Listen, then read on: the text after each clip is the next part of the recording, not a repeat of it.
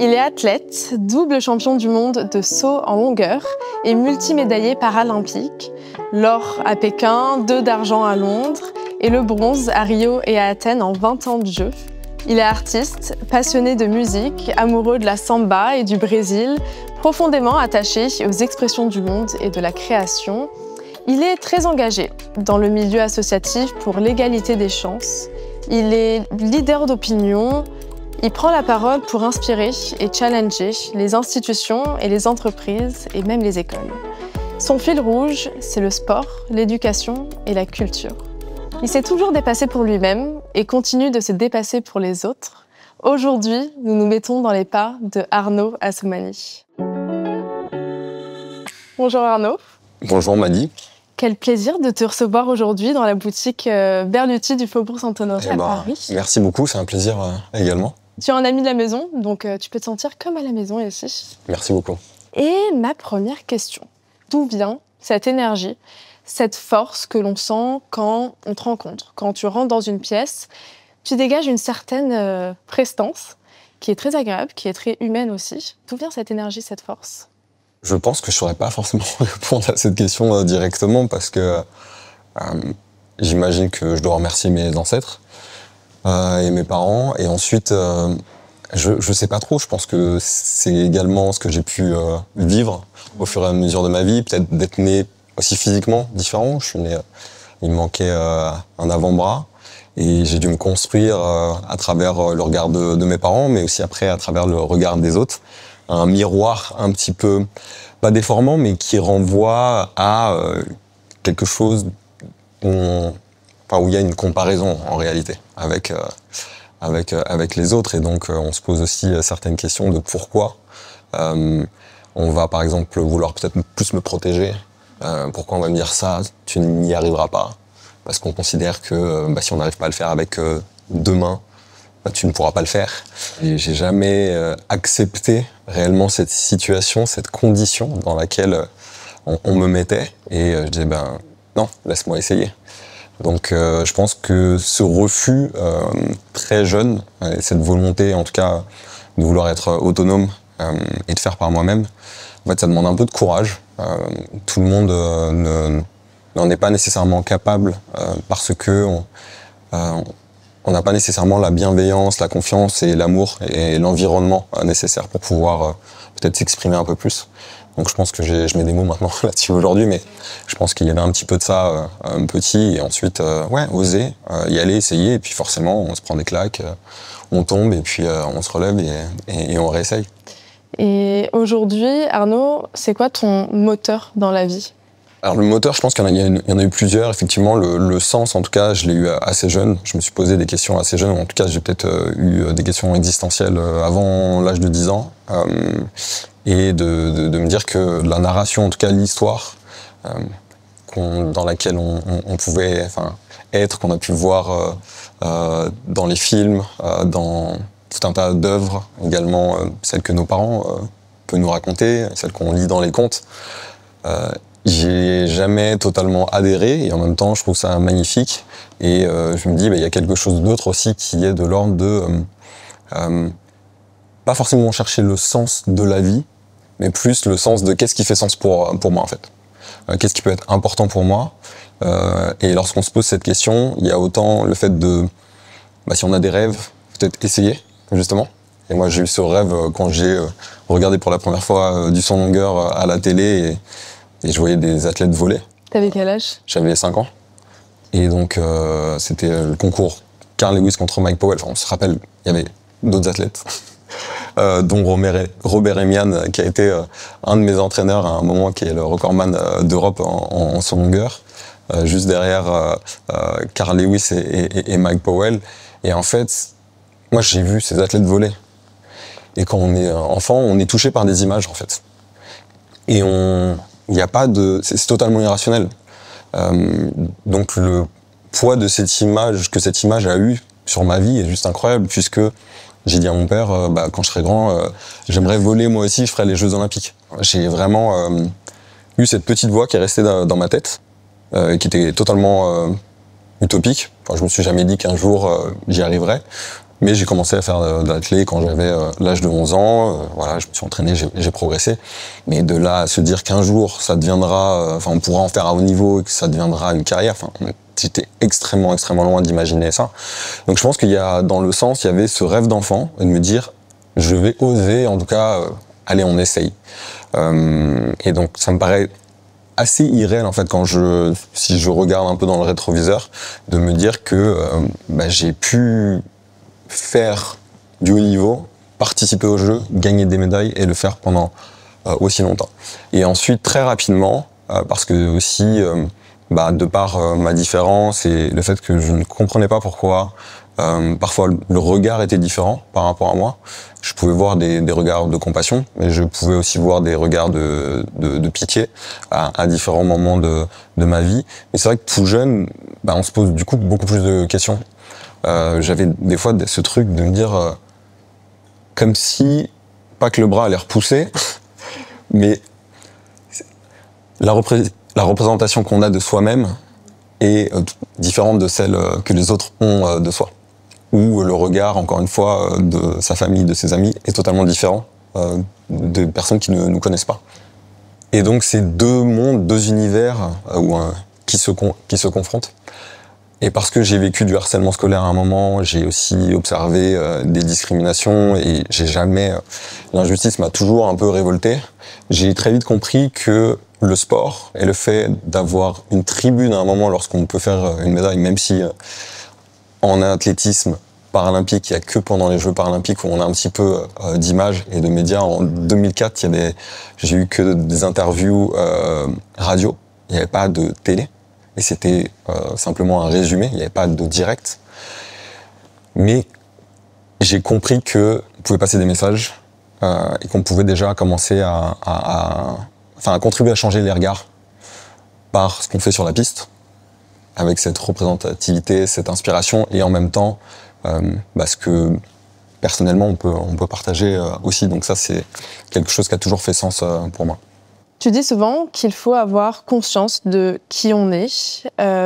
C'est ta façon un peu d'incarner aussi, de transmettre les messages, savoir qui on est, ce qu'on est. En fait, je pense que c'est hyper important d'avoir conscience du monde dans lequel on vit, de notre environnement. Donc pour prendre un peu de recul et donc des fois faire des petites pauses, mettre les choses en perspective et en même temps d'avoir conscience de soi. Mais pour avoir conscience de soi, en fait, c'est aussi d'apprendre à se connaître. Et ça peut prendre toute une vie de se connaître et de se découvrir. Et également de pouvoir prendre soin de soi. Le sport, moi, m'a appris ça, vraiment à prendre soin de soi. Parce que ça va être positif, vertueux dans tous les champs de notre vie, que ce soit au niveau personnel, dans notre relation avec nous-mêmes, avec la famille, les amis, en couple, et puis avec le monde extérieur aussi, la manière dont on va pouvoir incarner certains messages, certaines créations. Les artistes incarnent lorsque on est sur les pistes et lorsqu'on on est là pour représenter notre pays. On incarne quelque chose, cette espèce de force, cette inspiration, et cette inspiration, c'est incarné par les personnes. Et c'est la même chose en fait avec les artisans, par exemple les artisans qu'on a rencontrés à la maison Berluti, mais également les artistes ou les personnes qui sont également bénévoles dans le milieu associatif, les personnes qui sont dans la santé, dans les milieux sociaux et qui sont là pour les personnes. Et je pense qu'en fait, ça revient réellement à la phrase de Gandhi qui est « Soyez le changement que vous souhaitez voir dans le monde ». Et en fait, je me suis rendu compte au fur et à mesure de ma vie que j'essayais d'être réellement cohérent entre ce que j'observais et je me dis en fait, il faudrait peut-être tel ou tel changement. En fait, toi, qu'est-ce que tu fais? Moi, qu'est-ce que je fais en fait réellement pour ça? Comment j'agis individuellement et collectivement? Aujourd'hui, qu'est-ce qui te nourrit le plus? C'est plutôt l'adrénaline de la performance ou la transmission aux autres? Quand j'ai commencé le sport et l'athlétisme, vraiment, c'est le plaisir qui est au centre. On commence d'abord par se faire plaisir, par s'amuser. Et donc c'est le jeu aussi en tant qu'enfant, au final, le sport. Ouais, il y a quelque chose d'hyper ludique et c'est le jeu, on joue ensemble, on rencontre les autres, des personnes qui sont différentes de nous. Et c'est justement cette richesse. Et c'est pour ça qu'on dit souvent le sport est l'école de la vie, mais parce qu'on n'apprend jamais plus que qu'en rencontrant l'autre, qu'en échangeant. Et il y a cette notion réellement de plaisir, de sensation. L'adrénaline, elle vient avec les compétitions, avec les enjeux, un stress, une pression, de vouloir justement faire une performance. Alors qu'en réalité, la performance, c'est une conséquence de tout ce qu'on a pu mettre en place, travailler avant. Et je fais souvent une analogie avec les musiciens. Nous, on parle de gamme, par exemple, lorsqu'on fait notre échauffement. On va répéter, on a notre routine. Et donc, c'est la même chose qu'un musicien, qu'un pianiste, qu'un guitariste. Et ensuite, on va tellement s'être entraîné, on aura créé des automatismes que ça va être simple. Donc, la compétition, c'est le moment où on doit être artiste. Et pendant l'entraînement, on est plutôt maître de ce qu'on est en train de faire. En échange, on prend les retours de l'entraîneur et de son équipe pour pouvoir également mettre des sensations avec une technique, un travail sur la technique. Mais ensuite, on doit réellement se détacher de tout ça, se détacher de l'enjeu et réellement revenir à quelque chose de très spontané, très intuitif, comme lorsqu'on est enfant en fait. Et est-ce que du coup là-dedans, il y a une notion de sacrifice aussi ? Moi, je parlais pas du tout de sacrifice lorsque j'étais plus jeune parce que je parlais de choix. Alors, choisir, c'est renoncer. Lorsqu'on a envie de faire pas mal de choses, c'est pas forcément évident. Et j'avais ce truc où je me disais, attends, être athlète de haut niveau ? Non, mais jamais de la vie je ferais ça. J'aime tellement de choses, je suis tellement curieux, j'ai envie de découvrir, vraiment de bouffer le monde. Et au final, je comprenais pas les sacrifices. Je me dis, mais non, c'est pas un sacrifice, c'est un choix. Je l'ai compris en le vivant plus tard et j'ai commencé à parler de sacrifice. Même si encore une fois, je questionne même ça, je sais pas, je suis pas sûr que ce soit le bon terme. Vraiment par rapport à la notion sacrificielle pour les autres, je suis toujours pas sûr de ça. Par contre, ce qui est sûr, c'est que c'est du temps de vie qu'on pourrait consacrer à d'autres choses. C'est énormément d'énergie. C'est une vie qui est quand même en parallèle du monde, de la plupart. Je pense pour la plupart des métiers d'exception et d'excellence. On passe tellement de temps pour ça. Et en fait, c'est complètement fou. Alors je me dis, par exemple, je vais m'entraîner 4 ans pour 36 secondes. Bien évidemment, ces 4 ans-là, ils sont pas juste pour ces 36 secondes-là. 36 secondes, c'est 6 sauts en longueur en finale des Jeux paralympiques, par exemple. Si je prends juste la performance physique lorsque je suis en action, ça représente ça. Sauf que chaque année, on a des championnats d'Europe, championnats du monde, et puis les Jeux. Mais réellement, ce qui va nous permettre d'être visible et d'être valorisé, d'être reconnu en tant qu'athlète paralympique, c'est les Jeux paralympiques. Donc c'est tous les 4 ans. Et moi, j'avais toujours cette intime conviction que si je ne faisais pas de médaille, ma carrière s'arrêtait. Enfin, tout s'arrêtait. Donc il y avait ce truc interne où tu es obligé de faire une médaille. Enfin, tu peux pas ne pas faire de médaille, en fait, c'est pas possible. Justement, aujourd'hui, du coup, tu dirais... Enfin, es-tu plutôt un sportif heureux ou juste un homme heureux ? Alors, je pense que, enfin, sportif, moi je me définis pas vraiment comme sportif. Effectivement, je dis souvent que le sport, l'éducation et la culture, c'est mes piliers, c'est mes fondamentaux. Lorsqu'on est présenté par exemple comme athlète, je comprends bien évidemment pourquoi on est reconnu pour ça, pour nos accomplissements sportifs, médailles, etc. Sauf que ça définit pas qui je suis, mon identité et ma personnalité. Donc le sport est très important et central.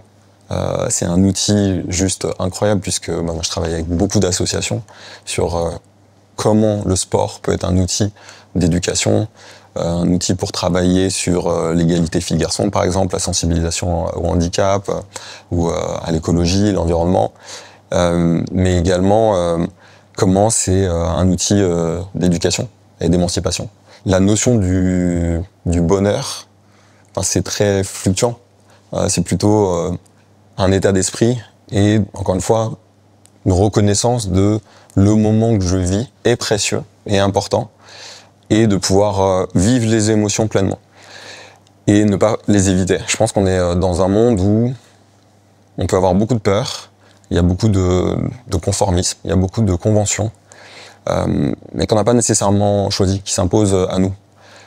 Et on n'a souvent pas le privilège ou le luxe pour le coup, la chance d'avoir suffisamment de temps pour prendre du recul, pour refléter, pour apprendre à se connaître et de pouvoir se poser certaines questions sur qu'est-ce que j'aime, qu'est-ce que j'ai envie de faire, qu'est-ce qui me rend heureux, qu'est-ce qui me rend triste, quelles sont mes peurs, et comment je vis ces moments, qui sont des moments joyeux, mais aussi des moments difficiles, comment je vis les échecs.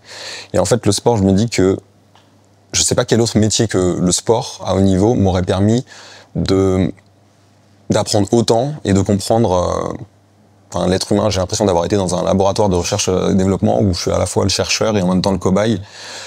J'essaye. On essaie de se planter le moins possible avec les équipes. C'est un peu holistique, c'est-à-dire que c'est pas simplement l'entraînement physique, technique, mais c'est aussi la préparation mentale. Ça va être aussi travailler avec un psy. Ça va être la nutrition, le sommeil, la santé. Mais la santé, c'est pas juste les soins ou une fois qu'on est blessé, par exemple, ou une fois qu'on est malade. C'est comment on prend soin de soi, comment on fait de la prévention. Et dans tout ça, c'est comment en fait on est bien dans sa peau. Parce qu'on pousse les curseurs tellement loin lorsque on veut être performant que c'est pas bon pour le corps, mais c'est pas bon non plus pour l'esprit. Donc comment on fait pour trouver le bon équilibre? Et en fait, c'est cet équilibre-là, lorsqu'on est bien dans ses baskets, lorsqu'on prend soin de soi, que on peut être performant. Encore une fois, la performance est une conséquence. Et prendre soin de soi et d'apprendre à comprendre comment l'être humain fonctionne et comment après, qui je suis en fait. Moi, je suis qui? Qu'est-ce que j'aime? Se poser ces questions-là et vivre les moments. De toute façon, on les vit hyper intensément parce que je disais, c'est un peu une folie de dire s'entraîner 4 ans pour seulement, j'en sais rien, 1 heure ou 36 secondes. Donc, les émotions elles vont être décuplées, que ce soit dans le positif. Lorsqu'on réussit notre objectif, c'est incroyable. Il y a ce truc de gloire, mais qui est surtout, encore une fois, dans une histoire, dans une narration dans laquelle on emmène tout le monde en réalité. Les jeux, c'est vraiment ça. Et puis, lorsqu'il y a un échec, une blessure, une déception, on va le vivre de manière extrêmement forte. Et en fait, je trouve ça assez intéressant parce que c'est juste une allégorie de la vie. La vie, c'est ça. Je vais donner un exemple par rapport à la période du Covid. Énormément de personnes ont, à ce moment-là, été obligées de se dire « Ah, en fait, on est mortel. » Oui, mais on le sait. Mais est-ce qu'on en a conscience? À plein de moments, on n'a pas conscience. On est la tête dans le guidon, dans son travail, dans ses études, avec des objectifs, quels qu'ils soient. On est dans la routine et tout le temps presque dans il faut un petit peu plus, avancer, etc. Progrès. Mais c'est quoi le progrès? C'est quoi l'innovation? Qu'est-ce que ça veut dire? Est-ce que c'est un progrès personnel, humain? Ça peut toucher à plein de notions qui peuvent être propres à chacun, spirituelles, religieuses. En tout cas, il y a quelque chose encore une fois, de très personnel, mais aussi du lien et du rapport aux autres. Du fait de cette idée où on peut être seul et on n'a pas besoin des autres. Non, en fait, on ne peut pas s'extraire du système, on ne peut pas s'extraire de la société. Et moi, en tant qu'athlète, sans mon équipe, je suis seul sur la piste, mais sans mon équipe, je ne peux pas, en fait. C'est impossible. Moi, c'est premier entraîneur, c'est les personnes qui ont été présentes, qui m'ont formé, qui ont permis exactement tout ce que j'ai pu apprendre, mais grâce aux personnes qui ont été là et grâce aux rencontres et la chance aussi à des moments de rencontrer les bonnes personnes, parce que si aussi j'étais né dans un autre pays, la même personne est dans un autre pays, j'aurais pas eu toutes ces opportunités, par exemple. Donc la notion vraiment de bonheur, c'est surtout vivre pleinement le moment qu'on est en train de vivre. Et tu penses justement que le bonheur, il est encore plus fort quand il est partagé? Pas mal d'émotions, au final, peut-être pas que le bonheur. Mais les émotions, effectivement, en tout cas, lorsqu'elles sont partagées, pour moi, c'est là où ça a le plus de sens. Encore une fois, il y a cette idée de « Ok, je réalise mon rêve d'enfant », et quand on peut se projeter, ça peut être, j'en sais rien, actrice de cinéma, astronaute, vétérinaire, athlète, j'en sais rien, ouais. Influenceur. Mais on peut avoir l'image d'être seul, ou peut-être des personnes, par exemple, si on a besoin d'être valorisé, d'être validé, mais peut-être moins sur la notion de partage. Encore une fois, comme je dis, quand on est enfant. Mais en réalité, c'est beau lorsqu'on peut partager. Moi, à Paris en 2024, par exemple, j'avais quasiment toute ma famille qui était présente. J'avais des amis d'enfants, j'avais des filleuls, des associations qui étaient présentes, des enfants et des parents d'élèves dans des écoles dans lesquelles j'ai été. Et puis on a aussi des personnes qui nous suivent, qui nous soutiennent, et certains depuis des années, donc au final qui nous connaissent.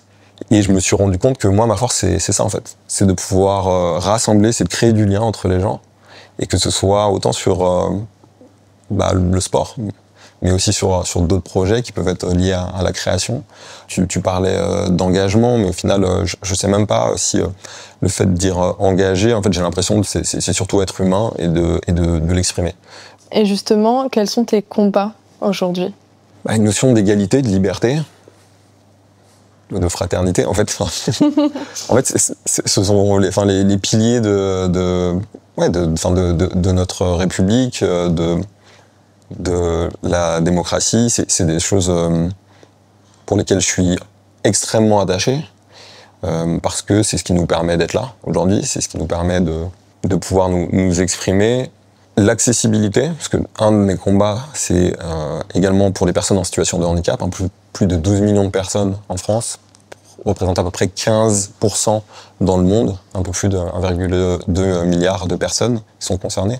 Mais après, si on prend les personnes aidantes, la famille, les amis, les proches, en fait, on est tout de suite à 30% et à beaucoup plus de personnes. J'ai jamais aimé le fait de catégoriser, parce que je me dis, mais on ne peut pas définir 12 millions de personnes. 80% de handicap invisible, énormément de typologies différentes. Et ça ne devient rien de qui est la personne, ce qu'elle aime, et comment on peut se connecter.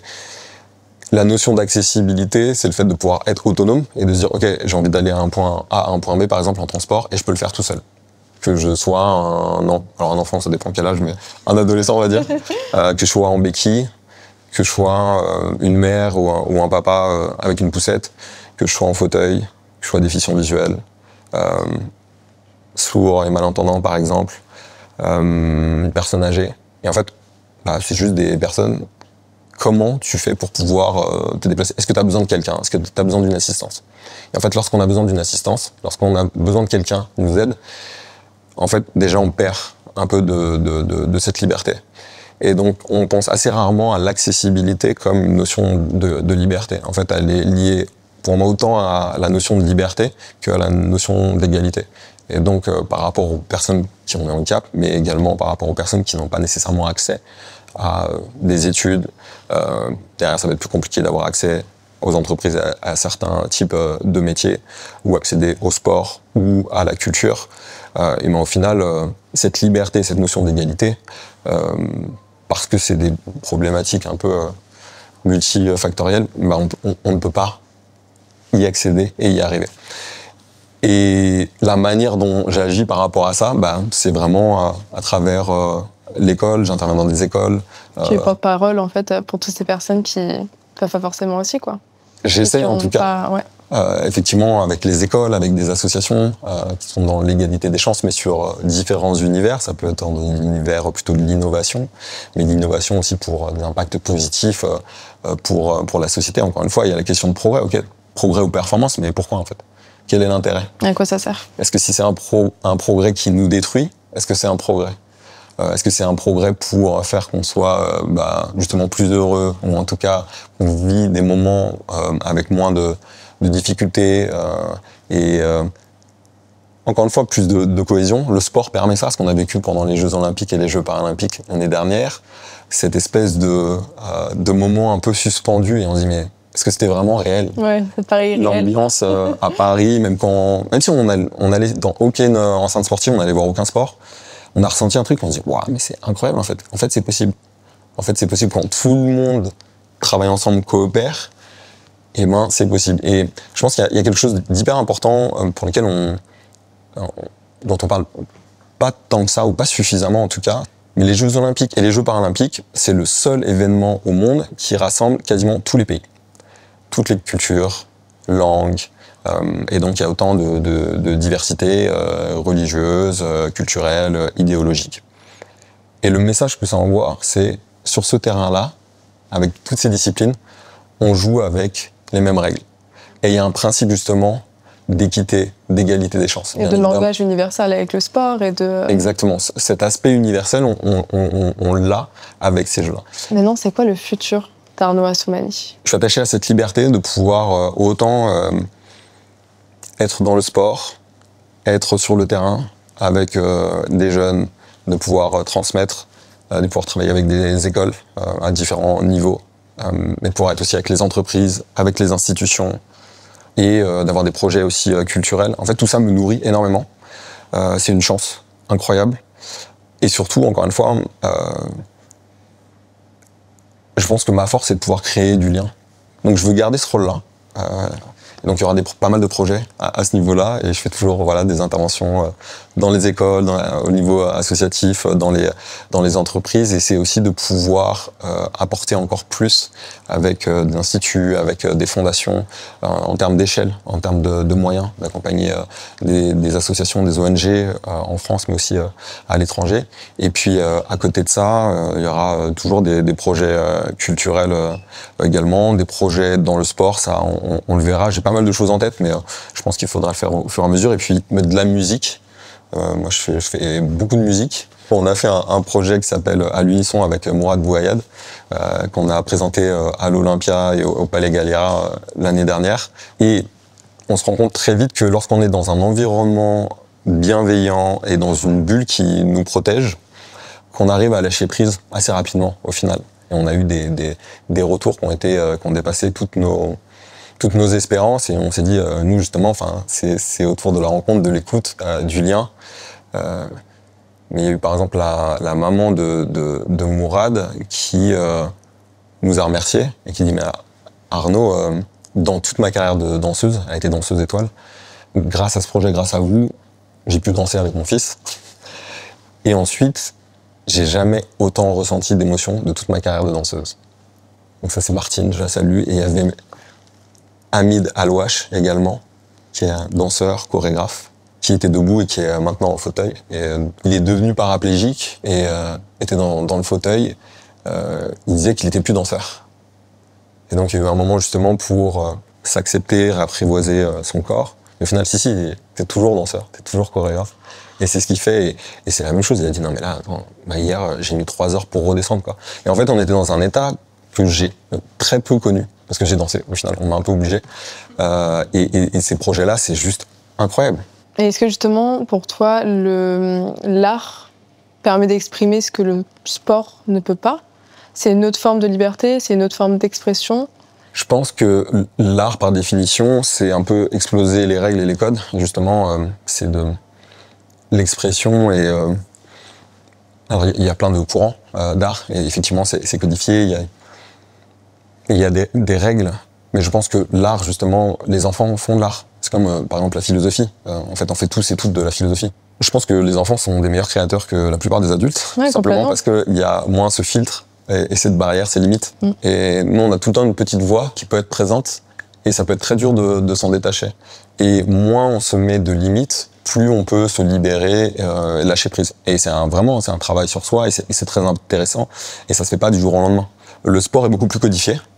Je pense que justement, on se retrouve souvent dans des métiers d'exception qui sont le sport de haut niveau, l'art, la musique, la peinture, la photographie, les artisans. Par exemple, on a eu la chance de rencontrer des artisans de Berlouti, une maison Berlouti, pendant les Jeux olympiques et les Jeux paralympiques, enfin avant, et la manière dont ils vont travailler sur les costumes, sur le sur-mesure, de découvrir que tout est fait à la main. Il y avait un fer à repasser, je me dis, mais il a quel âge ce fer à repasser? Ah bah celui-là, il doit être des années 50 ou des années 60.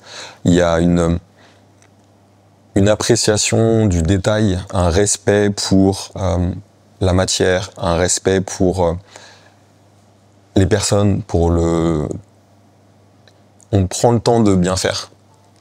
Et je pense que c'est ce qui rejoint, en tout cas, sur la création artistique. Ça va être la même chose pour des chefs également. Et pour le sport, c'est qu'à un moment, on va pas compter les heures. On va avoir une ambition qui peut être différente, mais souvent portée... En fait, on va qualifier l'excellence, Le sport, par exemple, on sait que c'est défini. Je vais avoir des compétitions et je vais me dire, bon voilà, j'ai comme objectif les Jeux, les championnats du monde et c'est fini. Je peux faire un rétro-planning, etc. Et je vois par exemple sur la musique, si je me mets pas de deadline, en fait, je sais jamais quand est-ce qu'un morceau est terminé. Et pour un peintre, c'est un peu pareil. Chacun développe ses propres techniques, ses propres méthodes. Mais à quel moment, en fait, on estime que c'est terminé? Et est-ce que toi, du coup, aujourd'hui, tu te sens plus sportif ou artiste?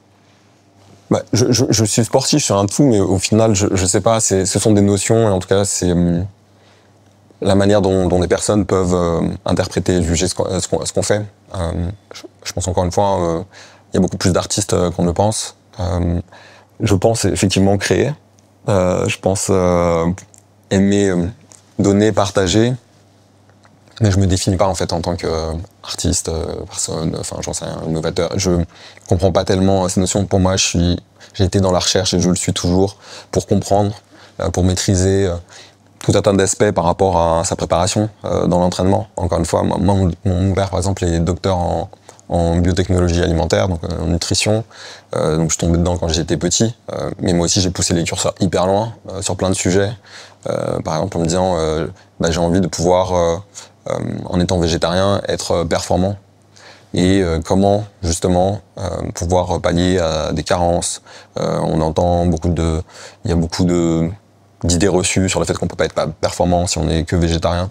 Le sommeil, quels sont les bénéfices du sommeil, mais d'un point de vue, alors après c'est sur le endocrinien, donc c'est les hormones, sur le système nerveux, sur l'aspect cognitif. Et en fait, tout ça, sans être dans les détails techniques, quand on prend du recul, c'est une meilleure capacité, par exemple, à être attentif et à être présent avec l'autre. Ça va être une meilleure capacité à pouvoir apprendre, à retenir une information. Donc, par exemple, lorsque je vais travailler un mouvement technique, je vais mieux l'assimiler si j'ai bien dormi, si j'ai bien mangé, si je suis pas trop stressé.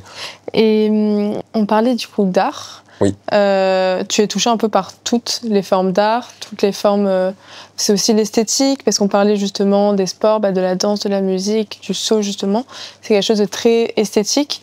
Est-ce que ça touche aussi la beauté, le style, justement l'élégance? Alors, je pense que clairement, je ne suis pas sensible à toutes les formes d'art. Elles sont tellement... Déjà, je les connais pas toutes. Ouais. Donc, j'ai envie d'en découvrir plus. En tout cas, je suis curieux. C'est sûr que je suis curieux. Et en fait, je suis curieux de voir c'est la manière dont les gens s'expriment. Et ce qu'ils essayent de dire, ou de ne pas dire peut-être, ou de questionner, ou de provoquer. Et ensuite, sur l'aspect de l'esthétisme et de la beauté, alors c'est quelque chose d'extrêmement subjectif. Moi, je trouve de la beauté dans plein de moments très simples, qui peuvent être, du coucher de soleil, d'être au bord de la mer, dans la nature, d'apprécier, des moments avec sa famille, avec les amis. Ça peut être de l'architecture, des beaux vêtements, un beau bras, un design. Je pense que la notion d'esthétisme et de beauté est très présente dans la société dans laquelle on est. Et pour moi, ce sont des codes qui offrent un accès et qui expriment quelque chose également.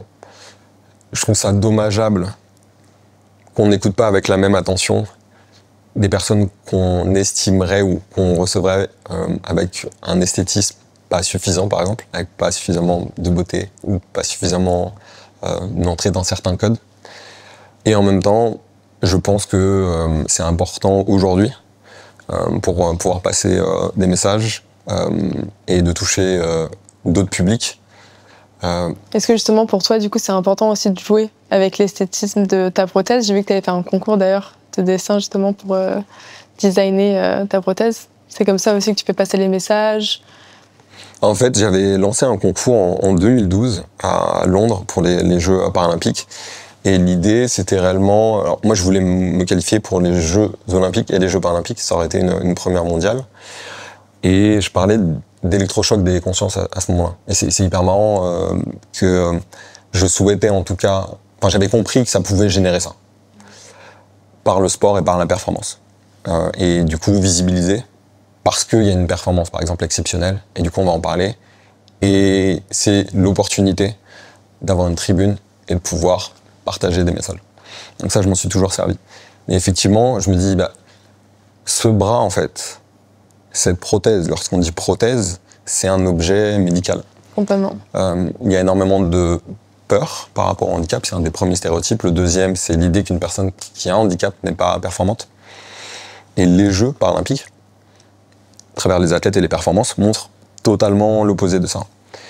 Et par rapport à ce bras, je me suis dit, j'ai bien envie de lancer un concours et que les personnes puissent dessiner. Et en fait, que ce soit des enfants, des professionnels, n'importe. Tout le monde en fait, puisse dessiner. Et je porterai ce bras pour les Jeux. Et il y avait l'idée effectivement de changer de regard. Changer de regard par rapport à la différence, par rapport au handicap. Et en fait, on juge la création. On juge plus ce que ça représente, ce que l'objet en lui-même représente. Ouais. Alors qu'en réalité, bien évidemment, c'est toujours là. Mais c'est même aussi une volonté d'attirer le regard.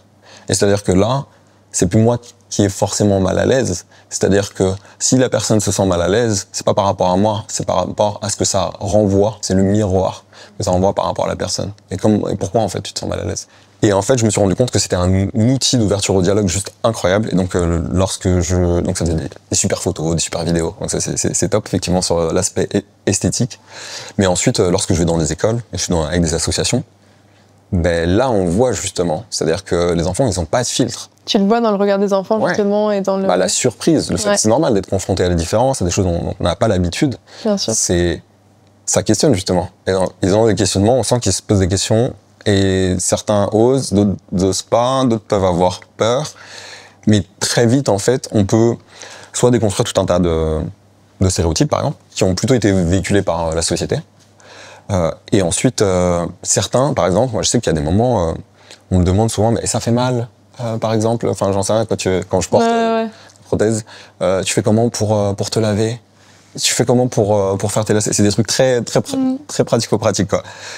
Tu peux l'enlever. Si des adultes me le demandent, non, je l'enlève pas. Mais pour les enfants, c'est hyper important de l'enlever. Et donc je l'enlève, et tant qu'il fait, waouh! Ça dépend des âges, hein. Ouais, bien sûr.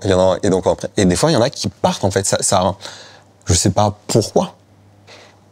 Et donc, parce que les autres sont là, ils sont wow, incroyable. Et donc, je leur dis, et ils prennent comme ça, ils sont waouh, comme si c'était un super-héros. Exactement, en disant, c'est incroyable. Et cet objet, au final, devient quelque chose d'hyper valorisé. Et je sais pas à quel point, dans leur vie d'adolescents et d'adultes et dans leur construction, ce moment-là aura marqué quelque chose. Mais lorsque l'enfant revient, parce qu'en fait, il voit que personne d'autre a peur, et il se dit, mais peut-être qu'en fait, c'est pas si effrayant que ça. Exactement, c'est ça. Et je suis en sécurité et tout va bien. Et c'est là qu'on peut commencer à discuter. Et en fait, ça a été un outil d'ouverture au dialogue, mais pas pour parler, on peut parler de plein d'autres choses. Et souvent, moi, quand je suis avec les enfants, je parle de rêve, je parle d'ambition. Bien évidemment, tout le monde ne réalisera pas son rêve. Mais de garder ce truc-là enfantin en soi un peu toute sa vie, pour moi, c'est quelque chose qui est vraiment, qui me paraît très important. Et puis en même temps, effectivement, d'être ancré dans quelque chose de, oui, il faut pouvoir travailler, pouvoir gagner de l'argent, il faut pouvoir construire, etc. Mais garder cette part d'innocence et de naïveté, de spontanéité. Quand tu me posais la question un peu sur le futur ou autre, en fait, moi, c'est vraiment de garder ces deux aspects, c'est-à-dire l'aspect où je suis engagé, je travaille pour des choses qui sont importantes pour moi, et je partage et je transmets et j'apprends constamment. Et en même temps, je peux m'exprimer à travers de la création, à travers de la musique, à travers d'autres choses, de la photo, de la vidéo, de la réalisation. Je continue à rêver, exactement. Ouais. Et quel que soit le niveau, en fait, que ce soit exprimé, que ça sorte, que des gens puissent voir, écouter, ou que ce soit simplement pour moi. C'est juste que c'est s'exprimer et créer, ou se balader dans la nature, se baigner. En fait, c'est pour soi. Et justement, quand tu as porté la flamme olympique à Cannes, est-ce que c'était un rêve aussi pour toi? Alors, je pense que j'avais pas forcément ce rêve, mais en tout cas, symboliquement, c'est hyper fort. Et on a pu voir d'ailleurs aussi à quel point c'était fort pour les Françaises et les Français. Je pense qu'on s'attendait pas à ce que ces symboles soient toujours si importants aujourd'hui. Avec les années, et puis on peut se dire, les jeunes générations ne connaissent pas forcément le sport, c'est quelque chose, c'est des temporalités, c'est hyper long. Et au final, on avait vraiment toutes les générations qui étaient présentes. Et Cannes, alors on était habillés, j'étais habillé en costume Berluti, j'étais un peu en souliers Berluti, James Bond. Et puis il y avait Marie Patouillen, Elia Barbosa, Alexis Ronquinquan, Anthony Stanguet, Marie-Josée Pérec. Il y avait Iliana Rupert aussi, quasiment tous et toutes médaillés. Je crois que je suis peut-être d'ailleurs le seul à pas avoir été médaillé à Cannes. Je sais pas pourquoi vous m'avez invité, c'est peut-être la mauvaise personne. Et de porter, quand j'ai su que j'allais porter la flamme olympique avec 2 athlètes sur le tapis rouge à Cannes, en fait, pour moi, c'est un peu une blague, quoi. Ouais, qu'est-ce que tu t'es dit? Qu'est-ce qu'on fait là, quoi. Donc, c'est autant une opportunité incroyable. Et puis, on se prenait absolument pas au sérieux parce que, en fait, t'as le truc de pression. Tu sais que ça va être des photos et des images qui vont être vues dans le monde entier, au final. De pouvoir porter cette création, ce bras qui a été créé par Dimitri Linka, sur le tapis rouge à Cannes et représenter ce symbole justement de paix, de lien avec les autres dans l'événement le plus suivi au monde. C'est juste incroyable d'avoir pu partager ce moment-là. Et je pense que clairement, on était un peu comme des enfants. On jouait un peu un rôle. Je me souviens que j'avais mes lunettes et on m'a dit « Mais pourquoi t'avais les lunettes ?» Je dis « C'est Cannes. » C'est Cannes. Quand même. Obligé d'être un peu dans la vibe. Quand tu regardes exactement des acteurs, les actrices, réalisateurs, lorsqu'ils montent sur le tapis avec les équipes, il y a un côté, effectivement, les gens sont contents et tout. Il y a un côté un peu... tu vois, posture, quoi. Complètement. La posture de... Donc, non, c'était hyper important. Et c'est important pour les athlètes paralympiques aussi. Nous, on est des handicaps qui sont assez légers et pas trop visibles. Donc, les athlètes olympiques, paralympiques, c'est très compliqué de se dire ce sont réellement des athlètes paralympiques. Donc, il y a un côté, c'est extrêmement important de pouvoir représenter tous les athlètes paralympiques, mais les personnes qui ont des handicaps, qui sont différentes et qui peuvent se dire nous, on n'aura jamais accès à telle et telle chose. Ça peut inspirer, et puis cette représentativité est très importante. Et en même temps, je pense que j'aurais aimé qu'il y ait d'autres athlètes avec des handicaps plus lourds. Et à un moment là, c'est exactement ce que je disais par rapport au fait c'est un miroir par rapport à soi-même. Pourquoi en fait vous êtes mal à l'aise? Pourquoi par exemple on ne met pas ces athlètes en avant? Qu'est-ce que ça dit de nous? Qu'est-ce que ça renvoie par rapport à peut-être à nos peurs, à nos failles? Et pour moi, ça c'est intéressant. C'est des choses qu'il faut continuer à interroger et continuer à partager et à montrer. Et notamment, encore une fois, le sport et l'art sont certainement les meilleurs moyens pour ça. Et un de mes rôles, justement, c'est de pouvoir faire bouger les politiques aussi, pouvoir faire bouger les entreprises. Les personnes, par exemple, dans l'entreprise puissent se déclarer « Ouais, j'ai un handicap ». Et en fait, il y a tellement de peur de se dire « Je vais le juger, on va me voir différemment, on va peut-être penser que je suis plus bon dans mon travail ou que j'ai plus de besoins ou oh là là, ça nous embête ». La même chose lorsque quelqu'un qui va être en fauteuil et qui va prendre le bus, et parce que ça va être une plateforme qui descend, et donc ça va prendre peut-être 30 à 40 secondes. Et donc la personne qui dit « je suis en retard pour aller à mon travail », et la personne en fauteuil va très bien sentir que dire « ah, c'est de ma faute, je vais culpabiliser ». Alors que non, en fait, c'est pas de ta faute. C'est juste que le bus est obligé de développer ça pour que tu puisses accéder. Donc non, c'est pas de ta faute. C'est qu'en fait, il faudrait que ce soit une meilleure innovation. Plus adapté pour qu'en fait, t'ailles aussi vite, par exemple, que les autres dans le bus. C'est un exemple, mais on peut l'élargir et l'extrapoler à pas mal de choses. Donc, pas être simplement dans le truc de c'est l'individu, c'est sa responsabilité, et si tu travailles suffisamment, tu y arriveras. Il y a souvent ce truc de si on veut, on peut. Non, la réalité, c'est si on peut, on veut. Exactement. En tout cas, merci beaucoup, Arnaud, pour cet échange. Merci à toi, Mali. Merci pour ce moment, pour cette passion qui traverse aussi tous tes mots. Et on a un petit cadeau pour toi. Déjà, j'ai une petite question aussi. Par rapport à Berluti, si tu pouvais créer une pièce, ce serait plutôt quoi? Ce serait des souliers? Ce serait une prothèse personnalisée, une prothèse faut pas tatouée, faut pas me chauffer Imaginons. là-dessus. Je pense qu'effectivement, alors si on voulait créer une pièce d'exception qui est un art vivant, parce qu'au final, moi, quand je porte une création, c'est un art vivant. Si je la pose chez moi ou dans un musée, c'est toujours une création, c'est toujours de l'art.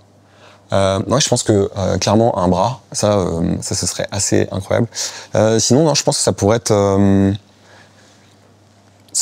un sac, je pense, parce que j'adore les sacs Berluti, je les trouve assez incroyables. Bah tiens, comme de par hasard, tu t'y attendais à ça? Pas du tout. En parlant de sac, waouh, c'est le sac Obo et il est tatoué avec tes initiales.